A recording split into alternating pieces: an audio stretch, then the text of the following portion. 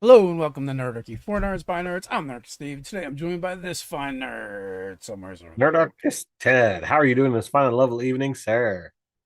I'm doing well and ready to talk about some Player's Handbook 2024. We are looking at the Paladin. We've gone through basically all the way from Barbarian to Monk thus far, and I gotta say, I actually am liking most of the changes they've made to the character classes. Like, there's definitely some power creep, but Yeah, that's what I was gonna say. There's definitely some power creep. We're noticing some changes. Uh, we've definitely had some balancing issues that have been helped out. Some for the better, some for the worse, depending upon who you talk to. what side of the Uh, screen you're on. yeah, depending upon what side of the screen you're on. But like we've seen some help with the monk and the elemental monk is definitely better than it was before. We've seen some nerfing of certain spells that were deemed too good, I guess, the way that they were. But ultimately, this is a game where people are used to certain things. So some tables are going to just be like, well, you know what? I'm just going to keep it the way that it was and deal because like they just don't, like to me it's not that big a deal that spiritual weapon wasn't concentration. Does every cleric use it? No. Do a lot of clerics use it? Sure. But we're here to talk about the paladin, not like rehash what we did, weeks ago. Yeah, so at this point I would say we have seen the most nerfing we've seen to date with the paladin. But that being Well, said, like, the paladin is in 5e is the strongest class there is, right? Like, they can tank, they can put out the DPS, they can heal, right? yep, So if you're going to double up on certain classes in a group, the paladin is never a bad one, especially correct. the way it was run before, which they fixed a little bit of that too. Yep. um so with it, I guess we'll jump in. The very first thing I noticed was divine sense as just an ability isn't there anymore. Right. It got moved. So when we get to Correct. that section, we'll revisit it. um Sure. Lay on hands, basically it's the same except for it's a bonus action instead of an action, and you can't remove disease anymore. Haven't looked through the Yeah. 5e DMG, or don't have a monster manual yet, so maybe disease isn't as a big a deal, or there's too many players like my brother who and other paladins are like, great, I can finally make that paladin it's immune to STDs, or that character that's immune to STDs. I'm playing a paladin. So there's been some humorous angles, but realistically, with a decade of playing D&D, how much have diseases come up in your games? I mean, maybe some filth fever here and there. There are low DC saves to begin with, so probably not a big deal. Yeah. I can say that the number of sessions Hmm. over a decade of play has been less than half a dozen that diseases have really come up. When they come Now, up, when when one of your players casts contagion. Like, I've seen it more on the player side than I have on the DM side, where the players are inflicting the diseases. so failing that, it's to have them remove it. I'd love to know why they pulled it out of there, but ultimately it's not a deal breaker for me. And to make lay on hands be a bonus action as opposed to an action, in my opinion, that is super huge. It doesn't completely outweigh the deficit that Yeah, we're about to get into, but it is a huge step and is going to make lay on hands so much better in combat. it actually Because adds to the deficit. But before we get to that, spells, paladins now start casting spells at first level. yep. Now, I didn't look at the progression and follow it all the way out, to be honest with you. To see, like, what it looks like at the end in comparison. Now I kind of want to. So we're looking at 4-3-3-3-2 under the new Paladin. And the old one, I went too far.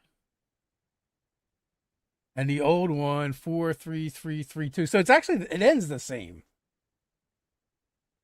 It's just that they You get got the access point. to them sooner. So getting access to the spells sooner is definitely a good thing. Stretching it out a little bit better. I don't have a problem with that, to being able to have them be that much more useful right off the bat. Uh, I got no problems with how it's presented. Two first level spells, lay on hands, and a weapon mastery at first level, not bad. Yeah, not bad. Two weapon masteries, right? Two, sorry, two. Yeah, so they got some stuff going on. Second level, they get their fighting style just like they did before, but now it's a feat. But they also have the Blessed Warrior option, which was actually added in Tasha's Cauldron to Everything or Xanathar's Guide, one of them. Um, but and also when we talk about power creep, like it's not like you could just blame the 2024 PHB because it started with those books, right? As they released more player options, they started getting stronger. I Right. think if anything, this just brings everything else back on par with what it was before. Divine Smite. This is where things get a bit tricky, and there's a lot to discuss here. First of all, now it's a spell which they get one free use at, when they start. It's a bonus action spell. It's not a concentration, and it's triggered. It acts more like a reaction than a bonus Hmm. action, if you ask me, because with a melee attack or unarmed strike, after you hit, you can choose to use a bonus action to turn that hit into a smite. Right. Now, I would say also because it's another ability that you have to activate after a hit, using Hmm. another action, I think that also lends itself more to like not being part of the crit if you happen to crit. The way before you just smite and if you hit, you could choose to turn it into a smite. Right. Now, the the hardcore rules of 2024, it is only the weapon damage that allows crit. So any spells, even like a firebolt, can't crit. So Which, like that's one of the major changes that they've made in this game. That a lot of people, myself included, don't like and probably won't be using. yeah. So the other thing that's going on, right? Remember how cool we said it was that you can now play on hands as a bonus action? Well, now you can't. Before now you can't smite and lay on hands, right? Because of Correct. the action economy. Although you technically couldn't do it before, I guess. Um, but they're really hammering that home where it's like they want to focus more on the versatility of the paladin and not make him quite as nasty as he used to be. Um, Well, because it used to be no action required, right. and you now like the concept of a two weapon fighting paladin is thrown out the window. You can still do it. You just can't double smite, right? Like they No, limited no, your. you can't smite and use an offhand attack Oh yeah, you're absolutely right. Yes, because you that is can't bonus action hit yeah, or at because least it's not in bonus that. action smiting. At least not in that round that you're smiting anyway. So yeah, that hurts. The other thing is you can't stack a smite spell. The old smite spells like Searing Smite, Wrathful Smite, and all those with with your smite because before you could just double up on everything and be like one Nova Strike. And also like there's definitely been rounds where our paladins are like, yeah, I'm not gonna have no spell slots after this, and they're like, they're turning every hit into a smite. They bonus action cast a smite spell. They're just they're just laying out the damage and ripping through their resources. So it's definitely going to change the way the paladin plays. Yeah, I didn't look up like they still have the the the other Smite spells, Yes. but I didn't look up how they functioned.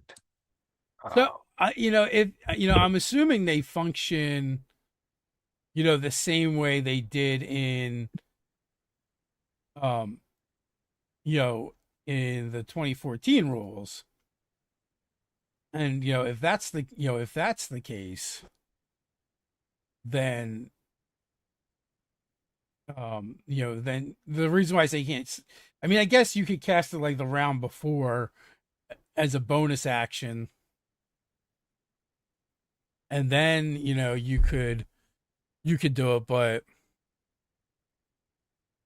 it's just not going to be the same. all right, so So it's a yeah, so it's still bonus. it still reads as you hit the target, takes an extra 1d6 fire damage from the attack. Starting each turn, the spell ends. The target takes 1d6 fire damage. But it's a bonus action to cast. It just says duration. I don't see concentration on here.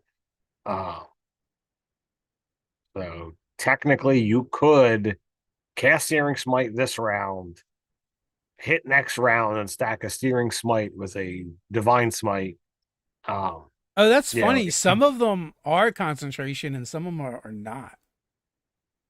Like, oh, maybe that one, maybe, oh, only the one is concentration. which one? Banishing Smite is a concentration. Oh yeah, because that one sends them away. Uh, But all the others is not concentration. So Shining Smite is concentration. okay, and is that the one because you can see them when they're invisible? Yeah. Yep, yep. Uh, Blinding, staggering. oh, and all so not only that, they all function in that way where you can use which you can take immediately after hitting a creature with a melee or arm strike. Although it doesn't say you have to do it that way, it just says you can. So I guess like now the only use for them is like if you had that free round sometimes before going into a fight where you can cast one of those smites and have it in your back pocket to unload, but it diminishes like how it was used previously. Absolutely. I mean, I enjoyed, as a player who played a paladin for a while, as well as a DM. My kid who plays a paladin, they really, we both really liked, ramping up. And to me, again, it goes back to that point of, you know, the party, the player character has a resource, and I don't care how quickly you want to bleed through your resources. You Mm, got a play style, you want to dump it all in the first two rounds, that's fine. You know, and I as the DM, I can plan for that kind of stuff. yep. So that might be something we adjust in our own games. So channel divinity, third level, you start getting your channel divinities. You're gonna get one from your subclass, but you're gonna get one from the prime class, which is divine sense. It actually got better though. We used to trash divine sense so bad. Previously, like if you throw a blanket over a vampire, it's like it doesn't work. Right? Right. Like because they had concealment. But Divine Sense now is a bonus action. You can open your awareness to detect celestials, fiends, and undead for the next 10 minutes or until you have the incapacitated condition. You know the location. Any creature of those types within 60 feet of yourself, and it's creature type within the same radius. You also detect the presence of any place or object has been consecrated or desecrated with the hollow spell. So it's definitely an upgrade. Within, the 60-foot radius of you, if they're there, you detect them and you know what they are. And it's only a bonus action to do it.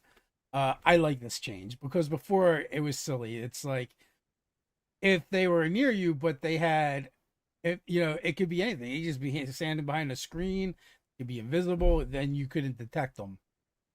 Yep. So this is good, and I kind of view this along the same lines as the spell video that we did on True Sight is like, if you're gonna do this kind of stuff, like be careful because this could wind up, you know stirring the presences of things that are trying to blend in. Yeah. Yeah, you might be gunning for one dude, but there might be others. Yep. And If I like to have stuff in my world that, all right, well, some people that you think are people are other things. Um, and you start using these kind of abilities in town, you might yeah. just reveal that there's fun stuff around.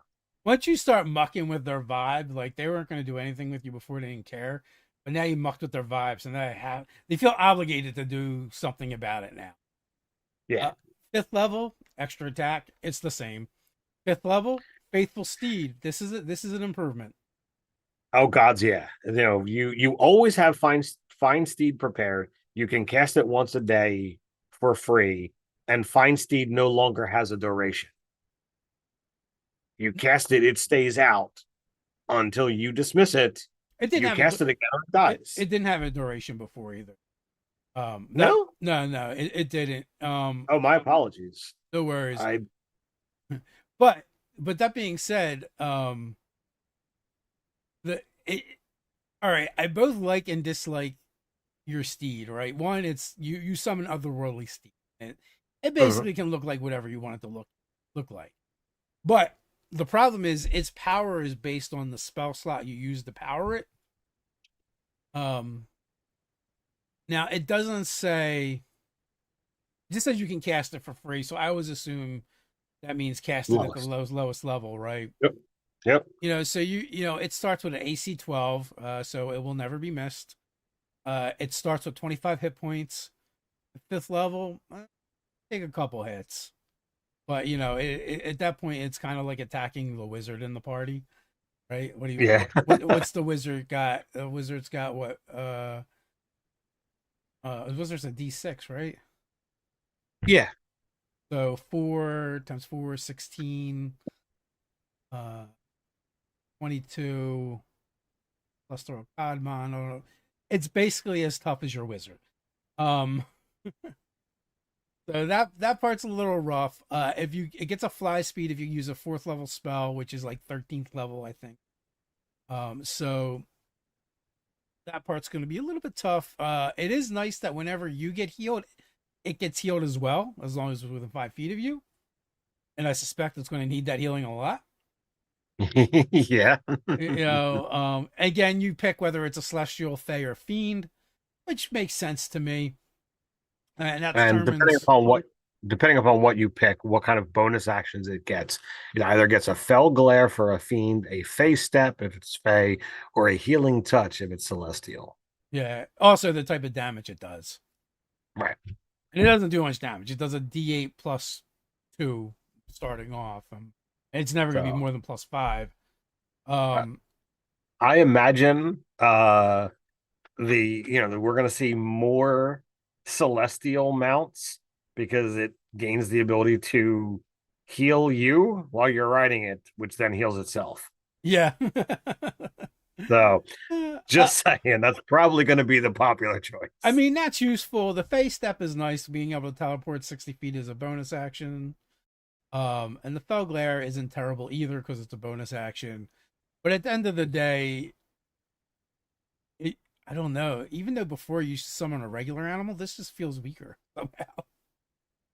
It does seem light on the AC and the hit points. Yeah, but Uh I guess you can still put gear on it, give it barding. I would say you could do something to affect its con, but its hit points aren't based on its con, which is right. unfortunate. Um, Um, but if you're healing yourself, you can build a more cavalier type thing using this spell. Uh, yes, so you just gotta work with it a bit. it's an improvement, but in some ways it just doesn't feel improved. I don't know, but even though I know and it's just a visceral reaction because I know if I actually compare most of the stat blocks that you could actually get, that this is a better stat block. But you know what it is? I guess in my games, I always when someone has a pet like thing like that, I always buff them. I always have them improve as the characters improve. Not so much that it's going to like turn the tide of encounters and combats, but it's more about like, oh, they have this thing they like, let it survive from combat to combat. And based on how much danger they put it on, and determines how nasty I get toward. So sixth level, we have aura protection, which is it is the same as it's always been, with one caveat, and that is, I've seen, because it didn't really call it out before. I know that some DMs will let Paladin auras stack, but now Mhm. they just call it out. They don't stack. Pick one. Yep. I had noticed that, and I've been involved in games with multiple paladins, and it's like, okay, how is this gonna Yeah. work? And some DMs don't care. Abjure foes you get at ninth level, and it's kind of a version. It's kind of very similar to the Paladin of Vengeance abjure enemies, right? Abjure enemies ability. It is slightly different, but now all paladins get it, and it is a ninth level ability. One of the things about the channel divinities, paladin now you can use them to power other things. I guess we forgot to mention that they don't all reset on a short rest. You only get one back on a short rest, but you get But you the do get two. yeah, you get two to start with, and I think at some point you get a third one. So basically, this is not a bad ability because as an action, magic action, you can expend one use of your channel divinity to overwhelm foes with all. As you present your holy symbol or weapon, you can target a number of creatures equal to your charisma modifier. Your ninth level at this point, it's a good possibility. It should be hard to get five, definitely four creatures that you can see within 60 feet of yourself. Each target must succeed on a wisdom saving throw or have the frightened condition for 1 minute or until they take damage. While frightened in this way, a target can do only one of the following on its turns: move, take an action, or take a bonus action. They're frightened, so that's going to give them disadvantage if they try an attack or something of that nature. Technically, the frightened condition means they can't move any closer to the thing they're frightened of. Paladin's usually going to be on the front line, so that's going to keep them away from the party for the most part until they take damage. But until they do, everyone gets that advantage to attack them. And you can do it again technically. So as long as you have channel divinities, it's not See, a bad crowd control ability for the paladin. not at all. So channel divinities you get two, and you get your third at 11th level. 10th level we get Aura of Courage, which is you get immunity to frightened condition while you're in your aura protection. If a frightened ally enters the aura condition, that condition has no effect on the ally while they're there, so it works on you, works on your allies. And I find that's it funny, while you're in your area, your aura of protection, I don't think you can be away more than 10 feet away from yourself. not with that attitude, Ted. Um, so basically, it is pretty much the same as it was. Radiant Strikes. It's just renamed. Used to be Improved Divine Smite. You just do an extra die of radiant damage when you attack. So 14th level is Restoring Touch. This is an improvement on your lay on hands. For 5 hit points, you can remove blinded, charmed, deafened, frightened, paralyzed, or stunned. Uh, you know, and it calls specifically out that you also don't heal when you use those things. Like, you can spend all your points and remove a handful of things and heal, but the points that you spend on these abilities does not heal. Yeah. Well, so it used to be called Cleansing Touch, and before the paladin could just end a spell on somebody, including Mhm. themselves. So that's not a thing anymore. 18th level, they expand to Aura, which is just basically extending their auras out to 30 feet. Then we go into subclasses. We got everyone gets their epic boons at 19th level. Uh, our first oath is Oath of Devotion. Upholds the ideals of justice and order. In case you weren't Yeah, aware of what devotion is. yeah, and so you get one of the first things you get is your oath spells, basically the same. Might be a couple spells that are a little bit different than they were in 2014, but all in all, it's the same. You also gain a ability called Sacred Weapon, which used to be a channel divinity, but is now its own feature powered by your channel divinities. Um, it so now when you enact it, instead of having to take an action to expend your channel divinity, you just use it as part of the attack action. Um, and you can do radiant damage instead of the weapons of normal damage, which those are both things that are changed from how it was before. It still does the thing where it sheds light and you get a bonus to hit equal to your charisma modifier. I actually love this change because I felt like Sacred Weapon was an underutilized ability, and mostly it was underutilized because no one wanted to give up their action to empower their weapon. Now, so do you interpret it as I do, that it's like you're adding two stats onto your plus to hit? Yes. Okay. Yeah. So And if they, you know, and if, you know, if you have another way to add another stat on there, you probably can do that too. to me, I was thinking of like, all right, well, can you build a uh you know a paladin that is designed um I don't know off the top of my head the fighting style that gives you a +2 to attack, uh Dueling. dueling. So like, go with dueling, go with Oath of Devotion, and you're gonna be hitting like a mofo. Yeah, I mean, you're gonna max out one of your stats, whether it's strength or charisma. That's a +8. That's a +10. Add your charisma bonus. That's a +16. Or so if you add 8, 10, and then it would take you to like ninth level to max amount. That's a 14, I think, at like ninth level ish, eighth level ish to hit. Not bad, especially if you want to like do something where you take a penalty. Yeah, yeah. Like So do more just damage. just putting it out there that that's not a heavy build, and can all be done within paladins. Yes. They lose the ability to turn unholy, which used to be another channel divinity. But whatever. Aura of Devotion at 7th level. It's the same as it was before. Smite of Protection at 15th. New feature replaces Purity of Spirit, which used to be basically be protection from good. And my notes say we should read the ability. Yeah, so you magically smite, your magical smite now reactive energy. Whenever you cast Divine Smite, you and your allies have half cover while in your aura of protection. The aura of this benefits until the start of your next turn. So like that's pretty nice to have half cover for a turn. Yes. Um, for anybody that's close to you. And let's face it, you're a paladin. You're going to be using Divine Smite. So I read through this a couple of times, and I'm like, yep, there's no problems here. This is all just glory. Yeah, I mean it's not too far off from what the artificer can do, the artillerist artificer. So it's like Mhm. you start stacking them up and you can like give all your allies like half cover.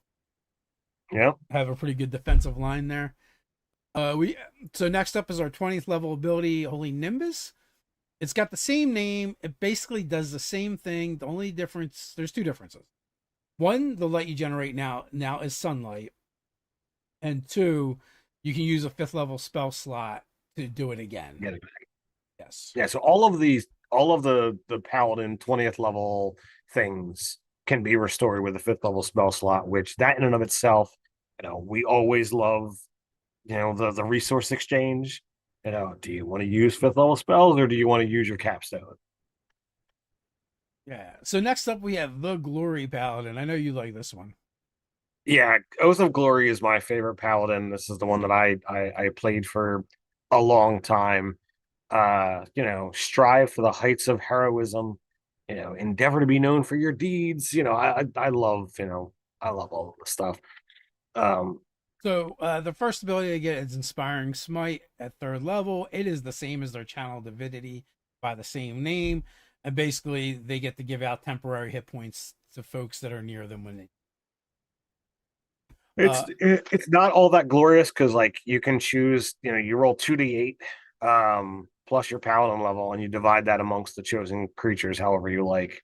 Yeah. Um, so it's not a huge amount. Maxes out at 36. If you roll high and you're 20th level, so nothing that's going to change the tides of battle, but it might take off, a handful of hits, at the low levels and whatnot. Well, I look at it this way though, is because you're probably smiting round to round, pretty much.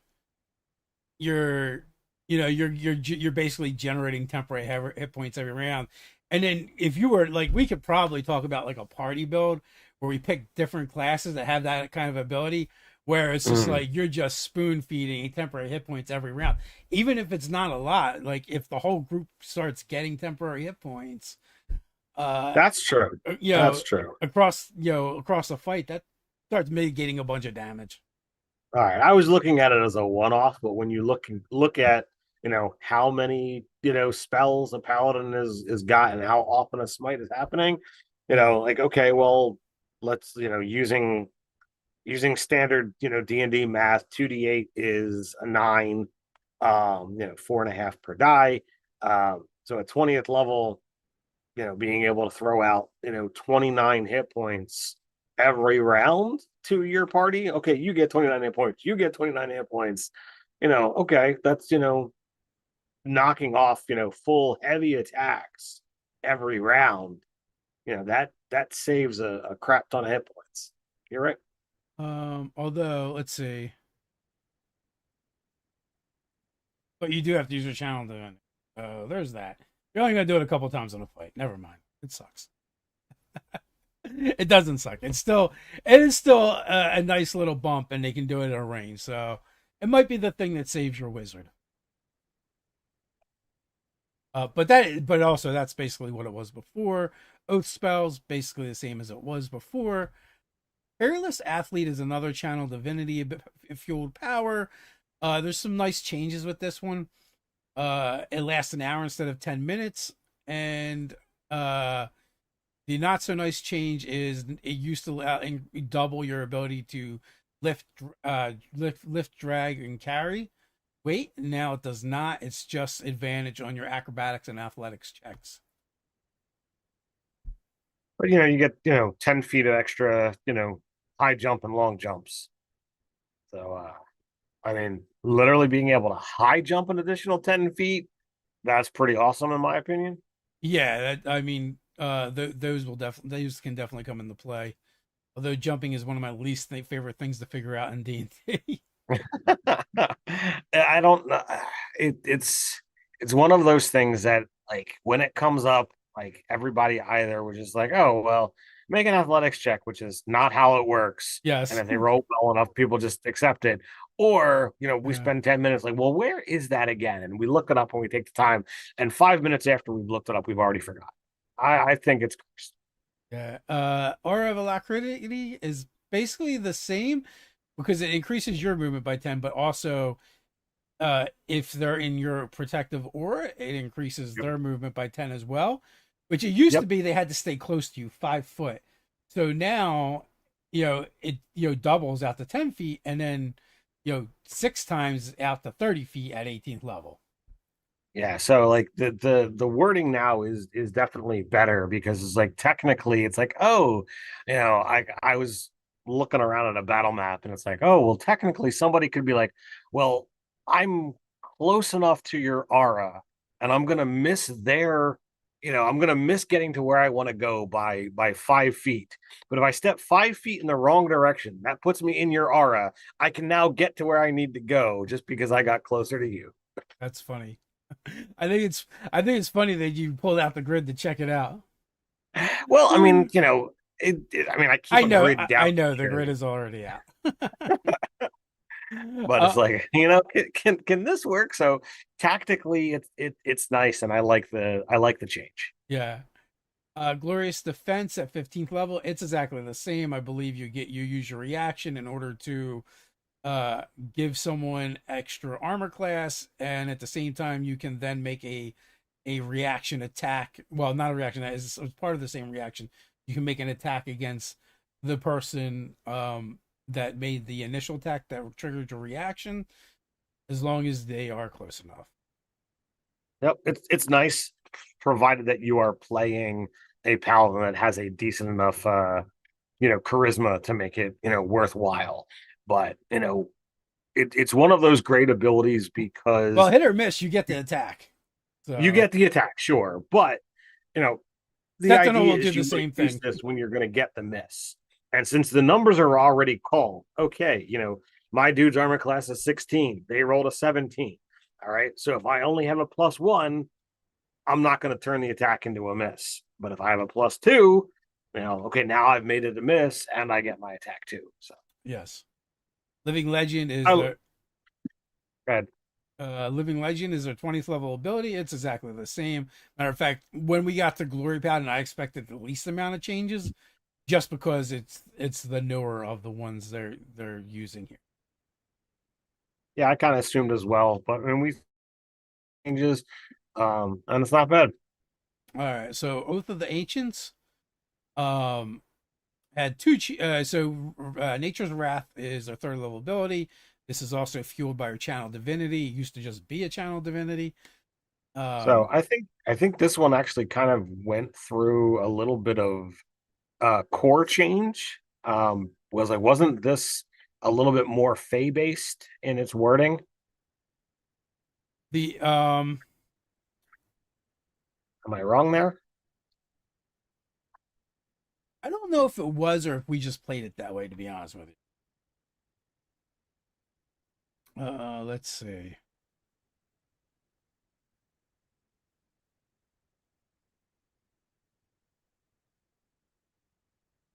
Do I have oaths? Oath of the Ancients. Um, let's see. I don't really see it mentions elves and druids, Fey Green, sometimes called Fey Green Knights. I think just that one line really. Okay, all right. Well, I I don't know. I just always viewed this one as like the more Fey based paladin, and there's none of that here. So I apologize for No, the slight I deviation. think like in our group we just did anyway. Kind of viewed it Okay, that way. I know I did, and like when thinking about when you want to do a padlock, like one of the ones, Oath of the Ancients and uh, okay. Fey Pack to me were like, oh, they go hand in hand. Yep. But anyway, Nature's Wrath got two changes to it. It used to be only at 10. You'd had to be 10 feet away. Now it expanded to 15 feet. Before they could choose to use Strength or Dex to make their saving throw. Now it's just Strength. So it lessens the options for your enemies. Then you Uh, have, it's been reworded as a magic action, which didn't exist before. yeah, that would be enough changes. O spells the same. Aura of Warding got a very big change to it, right? So it used to give you resistance from damage from spells, and Well, now now it's resistance to necrotic, psychic, and radiant, to you and your allies in the. so I don't. I guess the spells would come up a lot more. Although I feel like when we see the new monster manual, they're going to move away from features using spells as much. Mhm. So it may actually make sense that they moved away from the spell damage. But that That would also make sense. that kind of depends on how you like. People are still going to play like the way they play. Like they're still going to use enemy wizards and stuff, and they're going to be casting spells. So I don't know. I think it's probably a wash. I think So 15th level, thematically, they get okay. I was just going to say thematically it works either way. Yep. 15th level, we get Undying Sentinel. When you're reduced to 0 hit points and not killed outright, you can drop to 1 hit point instead, and you regain a number of hit points equal to 3 times your paladin level. And once you do it, you can't do it again until you finish a long rest. And additionally, you can't be aged magically, and you cease aging visibly. Yeah, so the only change from 2014 is it used to be it would just reset you at 1 hit point, which always sucks, is because it's like, well, the next hit is going to drop you for real. But that being said, now you get between 45 and 60 hit points back. That's not a bad. That you might be actually able to take another hit. And like there are abilities that other classes and things get that it's like, oh well, if you regain hit points, add this or do that. So there's a way to technically stack on top of that. Yeah. Uh, so yeah. Is what is the wording for the mount? Do they will the mount regain hit points if you get dropped? Yes. Anytime you regain hit points, the mount gains the same Yeah. as long as it's within 5 feet. So if Huh. you are on if you are on your mount and get knocked the crap kicked out of you and fall off your horse to one, okay, I just gained 45 hit points. I'm outfield. Yeah, yeah. I think its hit points max out at 45, so oh no, 55. 55. Yeah. So Elder Champion, I believe, is basically the same. Uh well, it's the same except for there's two major differences, which is the fifth level spell slot, which is everything, and the range is increased to your protective aura, where before it was much closer. Right. Um, or giving disadvantage on saving throws versus spells for your enemies. I actually think Elder Champion's one of the better ones, if not the best one. Enemies in the R have disadvantage on saving throws against your spells and channel divinity options. You regenerate 10 hit points at the start of each of your turns. And whenever you cast a spell that has a casting time of an action, you can do it in as a bonus action instead. That's pretty nice. I'll be like, all right, Yeah, I'm a spell cast and I'm gonna beat your ass. basically. All sounds good to But me. I can tell you what I'm not going to do to you. I'm not going to smite you because I just used my bonus action to cast a better spell. Yes. Yeah. Lastly but not least is the Vengeance Paladin. I feel like this is probably like a crowd favorite in most of our tables. I mean, I think it's in general the favorite paladin. Um, Vow of Enmity is just a really strong ability, and people love tossing that out there. Which you got slightly better. So let's dive into it. All right, Vengeance, Oath Spells, the same. Valinimity. Again, it's another ability that's powered by your channel divinities, and I guess if you just want to read the ability, I'll say the Sure. differences. When you take the attack action, you can expend one use of your channel divinity to vow an entity against a creature you can see within 30 feet of yourself. You have advantage on attack rolls against a creature for 1 minute or until you use this feature again. If the creature drops to 0 hit points before the vow ends, you can transfer the vow to a different creature within 30 feet of yourself, no action required. Right, so that's pretty decent. But before it was pretty decent, but it got better because before it was a bonus action to do. Now it's just part of your attack action. Attack. The range used to be 10 feet, so you had to be much closer, and you did not get to transfer it. So, all of those things takes a pretty sweet ability and just made it sweeter. Although they did get rid of one of the other channel divinity options, which you had as a as a pattern abjure enemy, which we kind of mentioned, kind of got merged into with the ninth level class feature for the standard paladin. Seventh level relentless avenger, and that is it has gotten it has changed slightly. Before, let's see, what does it do now? So your supernatural focus helps you close off a foe's retreat. When you hit a creature with an opportunity attack, you can reduce the creature's speed to 0 until the end of the current turn. You can then move up to half your speed as part of the same reaction. This movement doesn't provoke opportunity attacks. And before, I believe you didn't get the extra movement. So Oh no, you you know, didn't. No, you got the extra movement, but you didn't stop them. yeah, the stopping them, I think, is the crucial part. It's like, oh, you're trying to get away. Not on Yeah. my watch. But the weird thing is, I like as the paladin, I'm not sure what you're doing with that extra movement. Since you stop them once they enter your threatened range or try to leave your threatened range.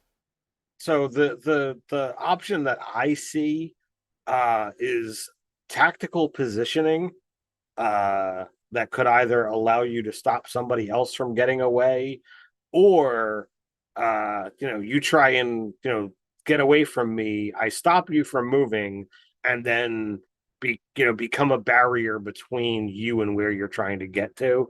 I mean, Uh, either way, it's an extra thing you get for the same right. ability. So it's got better. Yes. So 15th level is Soul of Vengeance. Soul of Vengeance is the same. That brings us to our final, capstone ability, Avenging Angel. So Avenging Angel is mostly the same, but now it lasts 10 minutes instead of an hour. But you can use it again if you spend the spell slots, as we mentioned previously. So I'm pretty sure it got capped at 10 minutes because you gain a fly speed. And oh my God, a 20th level character having a fly speed for an hour, that's too much. So much power. You're like as strong as a first level Eric Roca. We can't have this. Yeah, Elder Champion is only a minute. Living Legend, uh 10 minutes. they're And designed to then last a fight. Holy Nimbus is 10 minutes. So three of them are 10 minutes. So to have one of them be an hour, maybe that was just too crazy. Yeah. Well, that and like they're all designed to be a fight, right? That's kind of the point. Yep. Um, the I wonder if the other ones,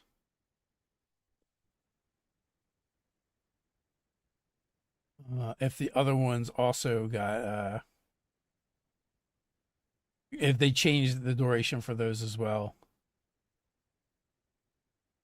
Probably not because I did not put it in my notes. Try and pick out the things that are different from previous. Yeah, it looks like it's the same. So I would just say like this is the most nerfing has been done to the paladin. Like they gave them some cool quality of life things, like being able to use your bonus action to lay on hands so that you're not like out of the fight to do it. Some the ninth level ability is a cool crowd control ability. Um, Mostly everything else is kind of the same. The biggest thing is they looked at smites and were like, all right, this is too much. Like we've seen what paladins do in our games, and when it comes to damage, they truly did outshine pretty much everyone. Yes. Now the paladin's only drawback is they have so many resources between spell slots, channel divinities, and what have you, uh, where like to me the only option for uh competition would be the rogue, who has, other than hit points, not a single damn resource to expend. Yeah, yeah, and most of the time they don't even have to choose between actions, right? Like Yep. because of the way those things work.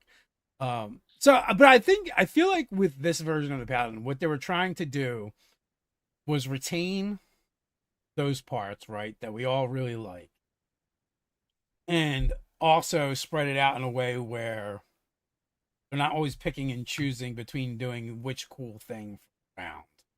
Right, you saw that in a lot of the channel divinities, where as part of the attack action they can do it, or moving things to bonus actions that used to be actions.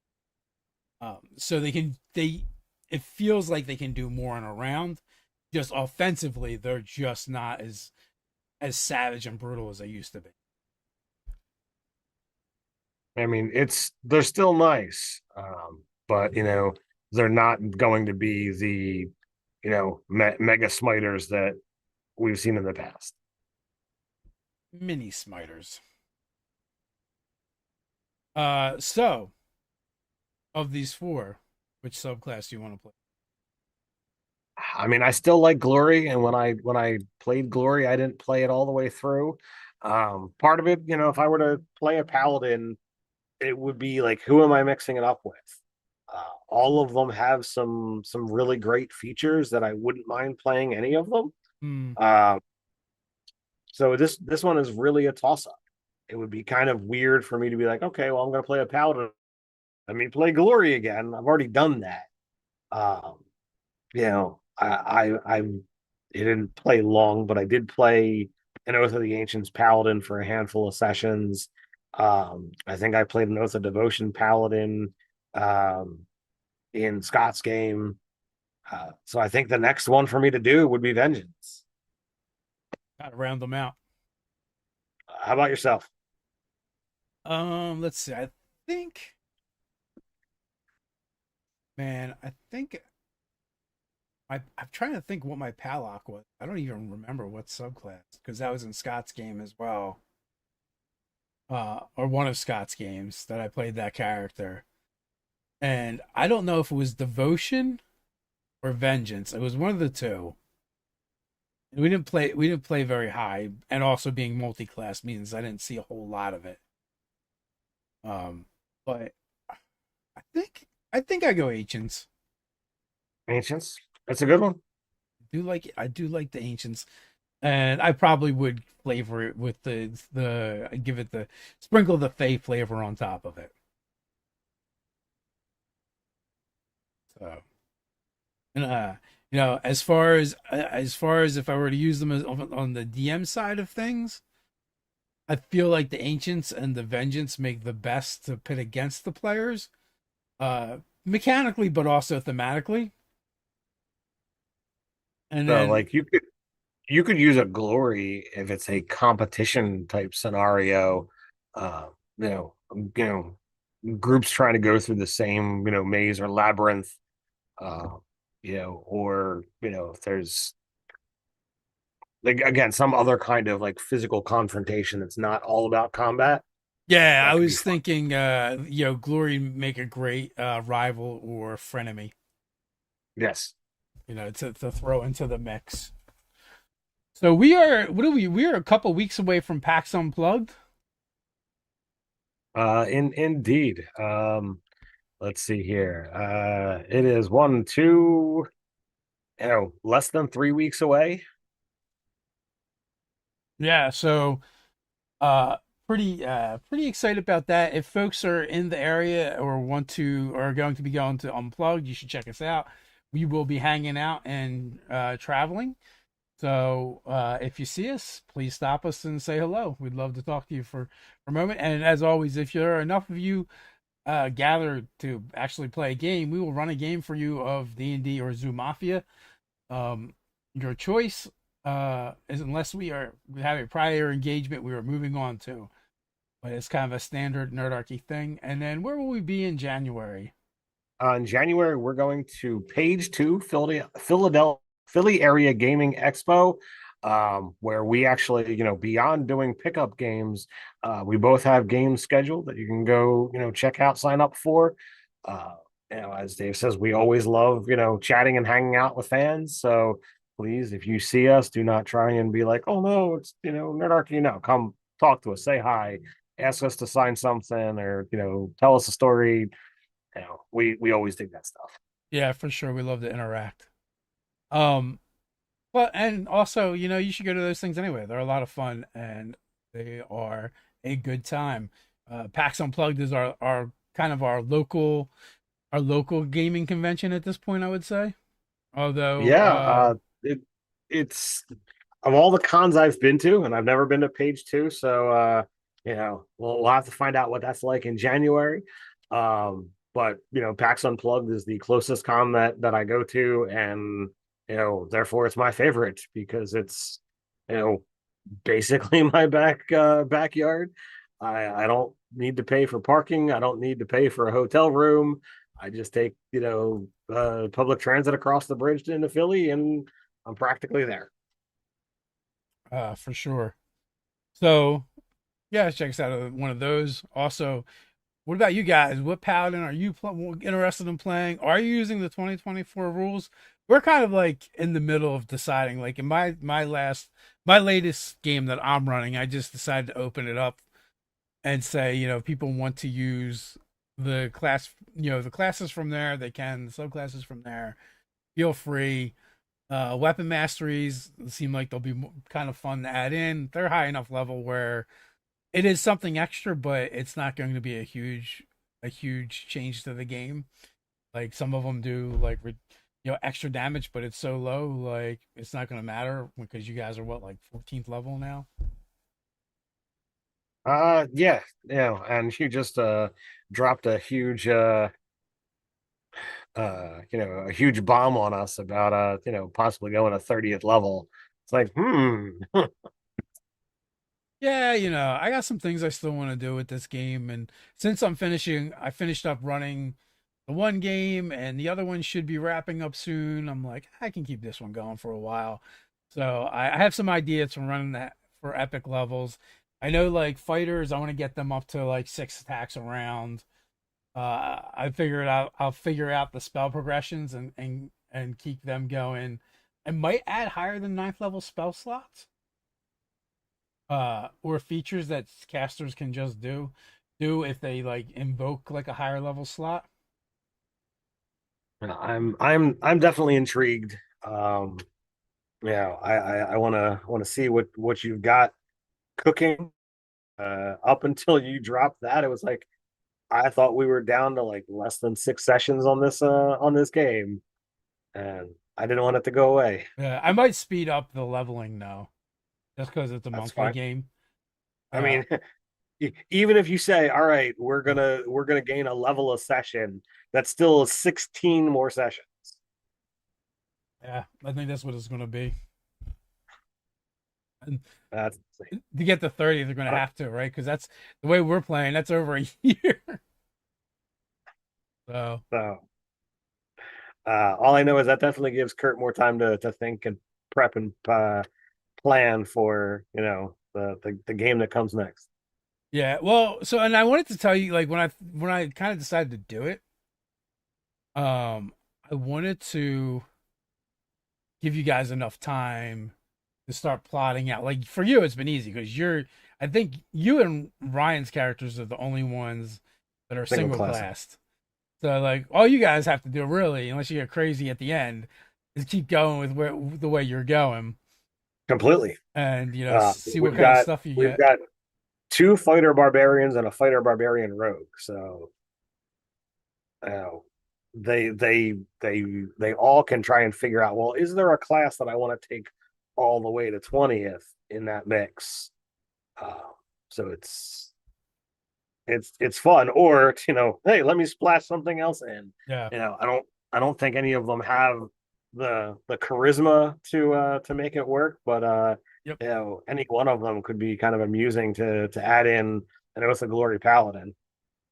Oh yeah, they don't have it. I'm fairly certain of that. Uh, Dr. Pluton, Oath of Devotion is my favorite paladin. It's a good one, but I will say when it comes to paladin, it's not. There aren't any bad ones, right? So Right. there's that. All right, folks. With that, we're gonna wrap it up. We'll be back here tomorrow night. Nerdarchy Ted here is going to be our zookeeper for our Zoo Mafia. Not tomorrow night. We're taking Oh, tomorrow night off because Bobby's not going to be around. We'll be back next Tuesday night. next Tuesday night. I stand corrected. All right.